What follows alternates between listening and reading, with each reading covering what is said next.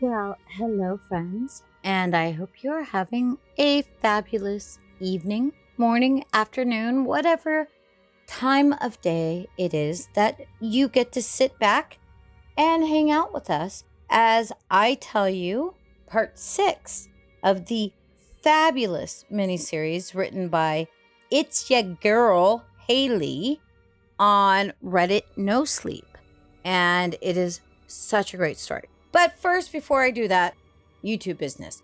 Please subscribe, tap the bell, give me a thumbs up, share it all around, share it to friends, neighbors, your congressman, and leave a comment down below. Ask for a particular genre, whatever. All right, so I'm going to just rewind just a couple sentences so you can get a feeling where we were. So in 5, 4, 3, 2. Mallory's letter read on. Mom said, "You keep calling about me. I want you to stop trying to find me because I'm fine. Stop worrying my parents with your nonsense. Mom says they are tempted to leave town because of your constant fuss. Don't try to find me. Hopefully, I'll be here for a while and you'll find a new best friend. You are amazing, but you need to move on. I am starting a new life here, and I just want to forget about that dumb town. This is my final farewell.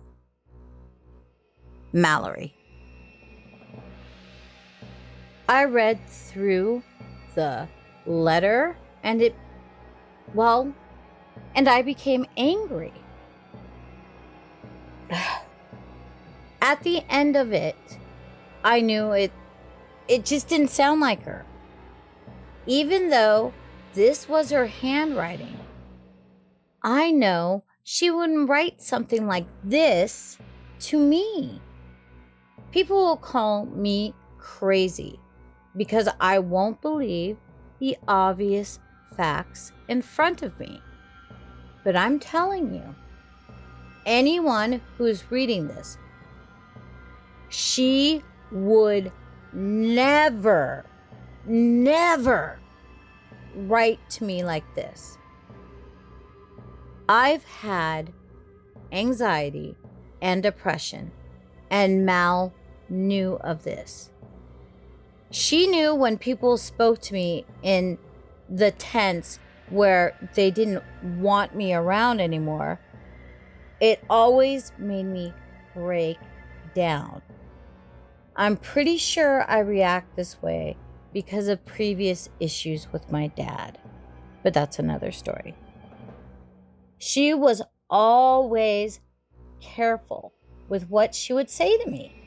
And even if she said something as a joke that she thought to be too far, which I would know if she were joking, and it wouldn't matter much to me, she would apologize to me over and over again anyway. I looked more closely at the note and looked to the little symbols or doodles or whatever they were. I have no clue what it could mean or if it means anything. But if I knew anything about Mal, it would be that this meant something. She liked to hide things. She found a thrill in solving riddles and puzzles, although she knew I was terrible at stuff like that. I wouldn't be able to make sense of things like this. Seeing the note made me remember a week or so before she went missing. She was mentioning stories on Reddit that she liked to read. And since she liked to read these posts on Reddit, she pushed me into making my own Reddit account and tried to show me the ropes to this website. But honestly, sorry, I don't mean to offend anyone if you're a Redditor. It just didn't interest me. She told me, remember the password, because if anything happens to me, you better post about it everywhere or I will be hella upset. I remember rolling my eyes and laughing along with her, remembering this conversation brings tears to my eyes. It's like she knew this would happen to her. Like she was prepping me for her disappearance. Now, I didn't even remember this website until I saw the stuff I was sent yesterday. I had posted about her everywhere except here. I wish I would have remembered to do it even sooner. But I guess it's better to post it later than to not post at all. Anyways, after I searched the note for a few minutes, I looked to other things I had been sent. First, I picked up the vial of unknown liquid. Listen, I know it could have been poison, but I'm stupid and smelt it. As soon as I got the very first whiff, I pulled my face away and crinkled my nose in disgust. It was really strong, but it still smelled kind of familiar. I really don't know how to explain it, but I'm almost certain it isn't poisonous. I put it down before looking at the next thing that caught my eye, the flower petals. I picked it up and examined it. The petals that stayed on the flower looked normal, although some had begun to die. The flower didn't look too dead, and it still smelled floral. So I'm only assuming it hasn't been in the box long. That thought made me question who had put this in my mailbox. Could it have been Mal? Is she hiding from someone? Or maybe someone is keeping her hostage and wanted to keep me quiet. I have been the most outspoken person on her disappearance. My eyes went to the shiny rock and I picked it up, looking at it more closely. Why the hell would I be sent a rock? Why would she send me a rock? As far as I knew, Mallory didn't like rocks or gems or anything, minerals. That wasn't her thing. I wasn't able to view all of the things for long before I felt a hand on my shoulder.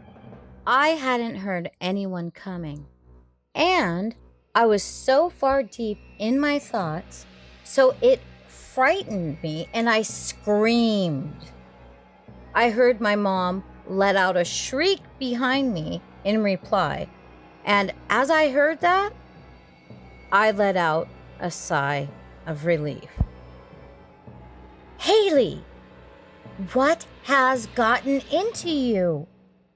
My mom came to stand in front of me, her eyes wide, with a hand on her chest. I gave her a smile and placed the rock on the table. I'm sorry, Ma. You scared me. She gave me a look before looking down at the things on the table. I looked down as well, my eyes going straight to the letter. I could tell she had read over the first part of the letter because I could see her body tense up from the corner of my eye. I heard about Mallory. I'm sorry she didn't tell you she was leaving sooner. Maybe she was just upset about leaving you. You two were completely inseparable. Her hand rested on my shoulder, and I gave it a gentle squeeze. Tears sprung to my eyes, and I sniffled. I really miss her, Mom. I really miss her, I said to her. I wasn't going to tell my mom. I suspected this was a fake letter. Mom squatted down and hugged me to her, and I hugged her back, crying into her shoulder. At this point, I hadn't cried over Mal in about a week, but something about the way my mother cooed to me made me break down and hold her. After I calmed down, she told me to leave, and I gathered my things and made my way to my room. When I placed the things from the box on my desk, I got a spark of inspiration in me to do some research. And by research, I mean, if this had been for a grade in college class, I would get an A+. I sat at my desk and opened my laptop before I opened Chrome and opened Google. I am just going to speed this up and make a list of everything that I found out. 1. There were no studying abroad to London for our area in our age. 2. Nothing came up when I searched her name in our town and city. 3. There was no trace of Mallory or her family. 4. I'm pretty sure the symbols in the letter were another language. And 5. There were a bunch of disappearances ranging back to 1981.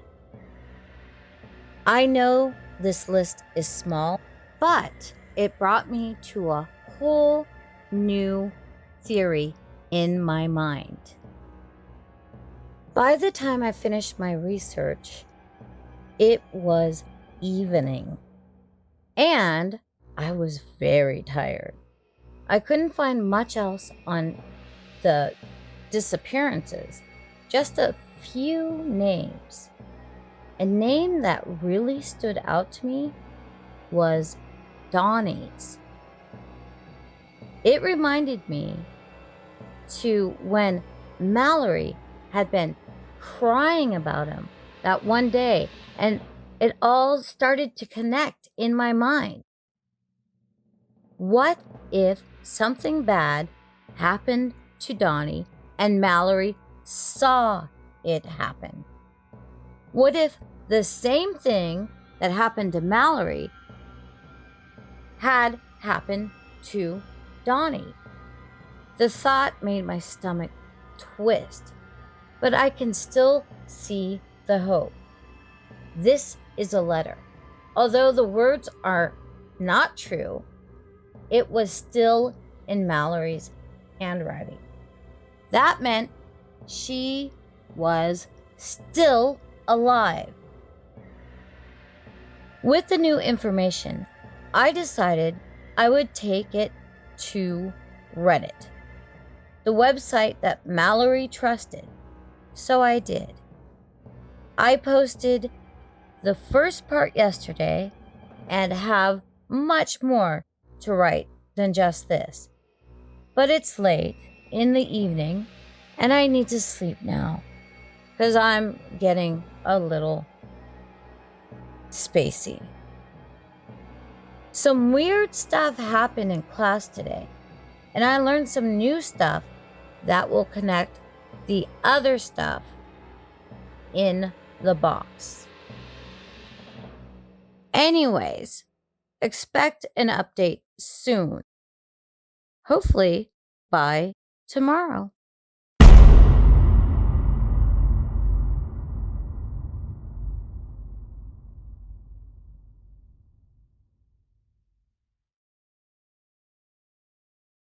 And with that, we have caught up to where the author is in My Best Friend is Missing, and I need help. Now, if she posts another part to her miniseries, I did get permission from her exclusively. I always try to talk to people, but sometimes authors will give everybody permission, or people who are authors that have worked with me. They have admitted in the past they see lots of people forgetting who they gave permission to or what have you. So I try to stand out by being goofy old Musey, and it usually works. I need a sip of water so bad. Anyway, so for now, we will call this a semi-finale video. I'll just call it video number 6. I don't know if the author is going to write more. I will email her and check. I hope you enjoyed this mini-series thus far. Why don't you leave a comment down below if you're staying for the outro, which if you're still listening, you stayed for the outro. If you want to hear more about My Best Friend is Missing and I Need Help immediately, or if you would prefer a break in between, let me know that. I want to make sure I'm pleasing the people who listen. So, with that, I wish you all love, health, and happiness, and beg you to stay dehydrated, no, not dehydrated. It's the worst thing for your mouth, it turns out. Turns out I have chronic dry mouth, which I didn't know that. But anyway, and that's why the oral you don't need to hear any of that anymore. Anyway, keep yourself hydrated and have a great day. Mwah! Kisses from Musey, because I don't know if I'm going to be talking anytime soon. But hopefully I've recorded enough in advance to keep you entertained. We'll probably stick to 2 a week for the next couple weeks. Not sure, but we'll see. Okay, love y'all.